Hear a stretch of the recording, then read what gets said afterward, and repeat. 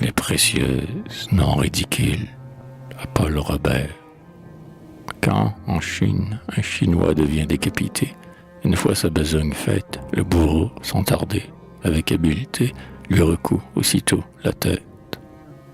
La raison de cela, c'est que leur vieux Bouddha est ennemi de tout scandale. Il veut son homme entier, et toujours il Bouddha, tel qu'il se présente à Céphale.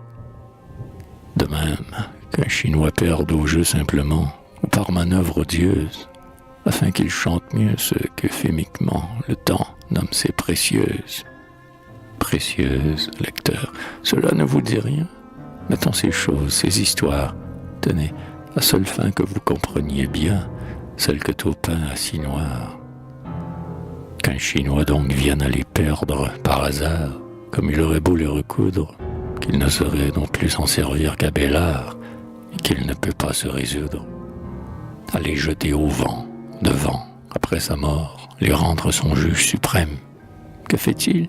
Il les met dans l'alcool tout d'abord, c'est encore le meilleur système.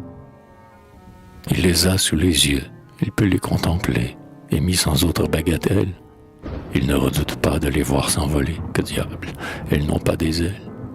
Pourtant, il s'en égare. En France, on ne sait trop par suite de quelle aventure, de plein bocaux parfois, que la mère Moreau, sur le zinc, nous livre en pâture. Elle les vend 2 sous-pièces, peut-être 3, c'est cher, même avec garantie. C'est ce que nous nommons, nous autres, des Chinois, prenant le tour pour la partie. Ceux qui, d'elle, se sont ainsi débarrassés, devraient être, à mon avis, ivres, ou bien de pauvres gens absolument forcés d'en faire commerce pour vivre.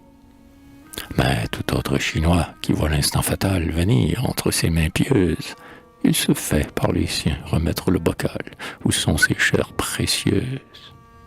Pour se donner du temps, il boit un dernier coup de l'alcool qui les vit confire, les compte, les soupèse, ensuite les recoue. Il se rembourse pour tout dire. J'ignore, cher lecteur, ce que vous en pensez. Quant à moi, par Hercule et ses 13 travaux, je ne trouve pas ces précieuses si ridicules.